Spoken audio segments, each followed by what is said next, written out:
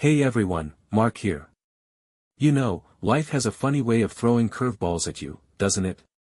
One minute, you're cruising along, thinking everything's perfect: the house, the career, the wife, the dog, the white picket fence. Everything that makes up the American dream you hear about in movies and see in ads. It was all working out. We were comfortable, maybe even a little too comfortable. It felt like I had it all figured out. We had routines, everything in place, and life was steady. But then, like a slap in the face, everything came crashing down. The rug was pulled out from under me, and I was left scrambling, wondering how the hell I got here.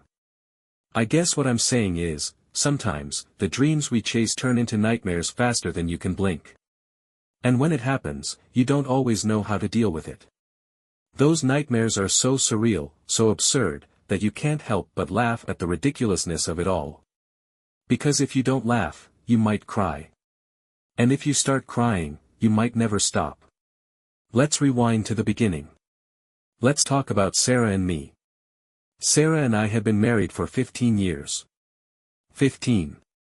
It sounds like a lot when you say it, but it didn't feel like that at first. When we met, we were both just starting to figure things out. She was in college, studying to be a teacher. I was buried in computer science courses, spending sleepless nights debugging lines of code and surviving on ramen noodles. Honestly, it wasn't glamorous. But Sarah, she was different. She had this infectious energy. Her smile would light up the entire room, and her laugh was like music. She made people feel at home, like they could be themselves. I, on the other hand, was a little more reserved. I was the type of guy who wore headphones in public, the kind who walked around with his hoodie pulled up, hoping no one would bother me. But Sarah was different. She pulled me out of my shell. With her, I felt comfortable, I felt like I belonged. It was natural, easy. We fell for each other, and a couple of years later, after graduation, we tied the knot. We bought a small house in the suburbs, and built a life together. I worked in IT, and she became an elementary school teacher. We didn't have much, but we had enough. Life was simple. We weren't living in a mansion, but we were happy. We'd take short vacations here and there, do home projects on weekends, visit friends, and occasionally take trips to the lake. And we got Max, a golden retriever who quickly became the glue that held our little world together. For a while, everything seemed perfect. Stable. Secure. Maybe too stable. But somewhere along the way, something shifted. It wasn't immediate. It wasn't like a light bulb suddenly went off, signaling something had changed. It was subtle. So subtle, in fact, that I didn't even notice at first. Maybe we were just tired, or maybe it was the routine. We stopped trying. Not intentionally. It wasn't like we sat down one day and decided to let things slide. It was just, life. Little by little, the spark that used to be there began to fade into the background. It wasn't like we argued. There were no big fights. No yelling or shouting.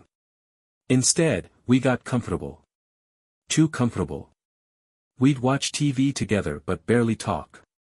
We'd have dinner in silence, sitting next to each other but not really with each other. I thought it was normal. Isn't this what happens after a while? You get used to each other. You stop trying so hard, thinking it's fine because you're just in a routine. At least, that's what I told myself. But things weren't fine. They were breaking, and I should have noticed. But I didn't. It started slowly.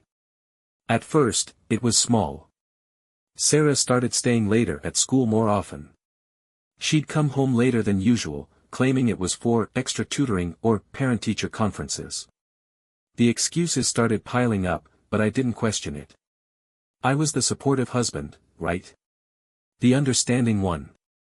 I'd say, sure, honey, go ahead. I'll take care of Max. I'll grab the groceries. I'll hold down the fort. Then it expanded. The weekends were filled with book club meetings, long lunches with friends, errands that stretched into hours. Again, I didn't question it. I trusted her. She was just busy. We all get busy, right?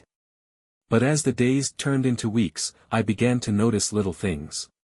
Her clothes, her perfume, the extra effort she put into looking nice, except it wasn't for me.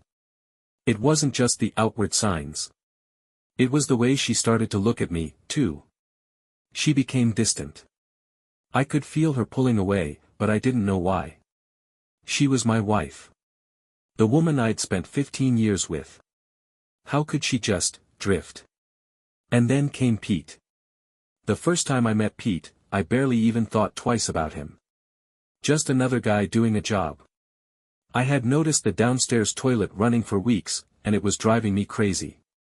So I called up a plumber, Pete, a guy recommended by the neighbor. I wasn't home when he came, but Sarah was. She showed him the problem, paid him for the work, and that should have been the end of it. But somehow, Pete kept coming back. Not for any more plumbing issues. No. He came back to check on the toilet. That didn't make sense.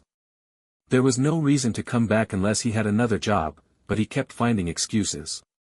And it started to feel like he was hanging around for more than just plumbing.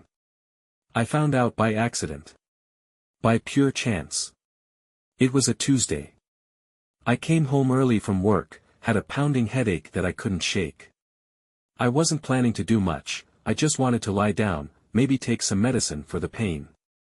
I called out for Sarah as I came through the front door, expecting the usual, "I'm in the kitchen," or "I'm upstairs," but nothing. I walked through the hallway toward the kitchen and stopped. I heard something. Moaning. Whispers. And the unmistakable sound of a bed creaking. For a moment, I thought maybe it was the TV. But the sounds were too intimate. The slow rhythm of it, the soft breathless whispers. My heart began to race. Every inch of my body froze, and I stood there, gripping the counter in the kitchen, trying to make sense of what I was hearing.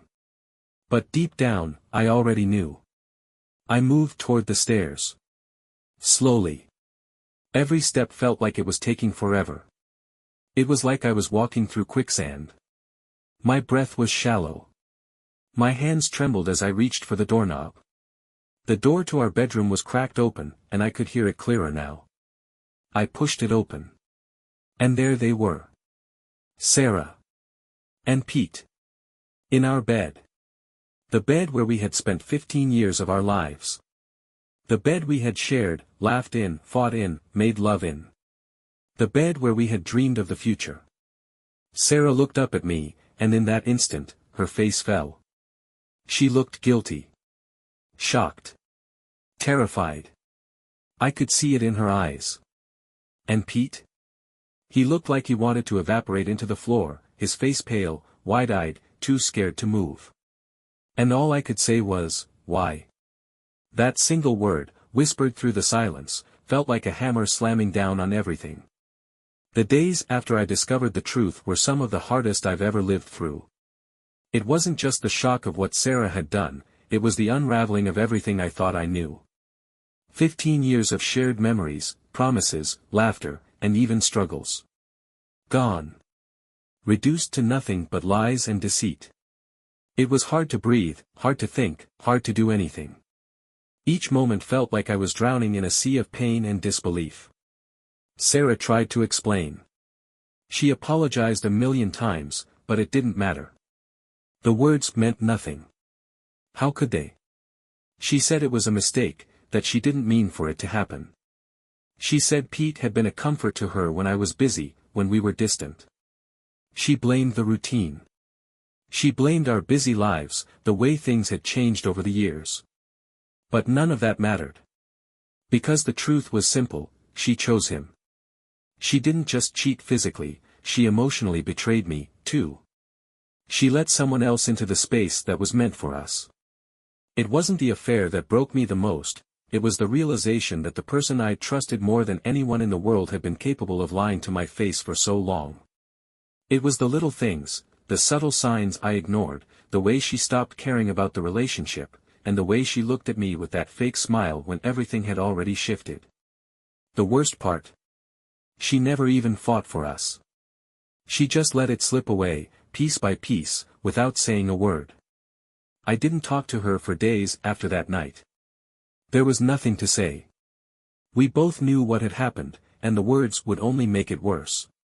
Instead, I stayed in the guest room, trying to process it all. The silence in the house was deafening. I didn't know if I could even look at her again, let alone have a conversation. In those first few days, I had no idea what I was supposed to do. My mind was a whirlwind of emotions: anger, confusion, shame, sadness. I couldn't look at Sarah without feeling like I'd been stabbed in the chest. Every time I saw her, I felt the betrayal all over again. But it wasn't just the betrayal that hurt, it was the loss. The loss of what I thought was our future together, the loss of trust, the loss of everything we had built. The first night I spent in the guest room, I didn't sleep. I just stared at the ceiling, replaying the moments in my mind over and over again. The image of Sarah and Pete in our bed, haunted me. It felt like it would never leave me. I thought about all the times we'd laughed together, the late-night conversations, the plans we had made. Now it all felt like a lie. I tried to find distractions: work, going out with friends, even just sitting at the bar and pretending like everything was fine, but nothing helped. I'd try to lose myself in a movie or a game, but my mind would always wander back to that moment. The betrayal. The pain. The shame. It was relentless. One of the hardest things was the shame. I felt like I had failed. I had failed as a husband, as a partner, as a man. How could I not see the signs? How could I have been so blind? I felt like a fool. I thought we were happy, but clearly, I had missed something. I had trusted her, and in the end, that trust was shattered. There were moments when I stood in front of the mirror and wondered how I had let it all fall apart. I couldn't even recognize myself anymore. And yet, despite all the pain, I couldn't ignore the small part of me that was relieved. As sick as that sounds, part of me was relieved that the truth was finally out. As much as it hurt, at least I knew. At least the uncertainty, the doubts, the wondering if something was wrong, those feelings could finally be put to rest.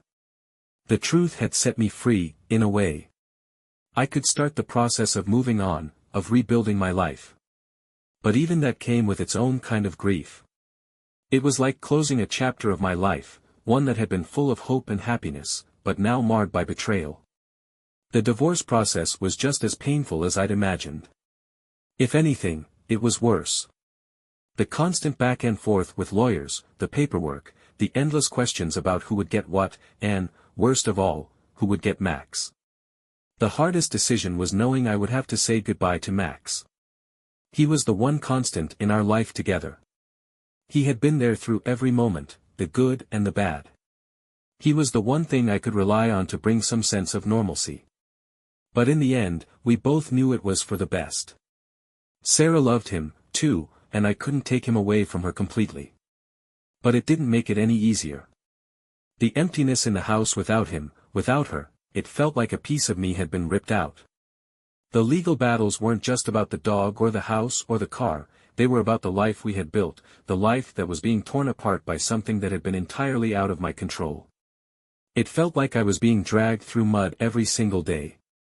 The anger, the resentment, it bubbled up at the most unexpected times. I'd get a phone call from my lawyer, and something as simple as that would send me into a spiral.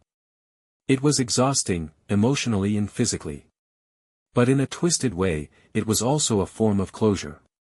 Every document signed, every settlement made, was another step toward rebuilding my life. And then there was the healing process. The road to recovery. It wasn't easy, and it sure as hell wasn't fast. There were days when I felt like I was making progress, like I was getting back to normal. I'd have a good day at work, or I'd go out with friends and feel like myself again, but then the next day, it would hit me all over again. The weight of everything. There were nights when I couldn't sleep, when I just lay there, staring at the ceiling, thinking about what had happened, wondering how everything had gone so wrong. But there were also moments when I felt like I was getting stronger, when I realized I didn't need Sarah anymore. I had spent so long trying to make her happy, trying to build this life we both wanted, but now I could see it clearly. I didn't need her to be happy. I didn't need anyone to define who I was or what I could be. I was enough on my own. It wasn't an easy thing to accept. For a long time, I held on to the idea of us. I held on to the dream of who we were, who we could be. But slowly, I started to let go. I started to remember who I was before Sarah, before the marriage, before the life we built. I found pieces of myself I hadn't realized I'd lost along the way. And bit by bit, I began to rebuild. The hardest part was finding a new purpose. I had spent so many years thinking my purpose was to be a husband, to be a partner, to make Sarah happy. But now, I had to find something else. Something for me. Something that didn't involve anyone else.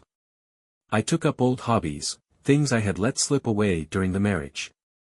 I started going to the gym more regularly, focusing on my health and well-being. I started reading again, diving into books I hadn't had time for in years. I found myself rediscovering passions I had long abandoned. I spent more time with friends, going out and actually enjoying life, not just going through the motions. I began to see the world differently. I was no longer defined by the relationship I had with Sarah, by the life we had built. I was free. And with that freedom came a sense of strength I hadn't felt in years. Thank you for listening to the story until the end. Share your thoughts in the comments and don't forget to subscribe. See you in the next video, I concluded, reflecting on the journey that had brought me here. The narrative, once a personal ordeal, had evolved into a broader message of caution, resilience, and the enduring quest for integrity in the face of betrayal.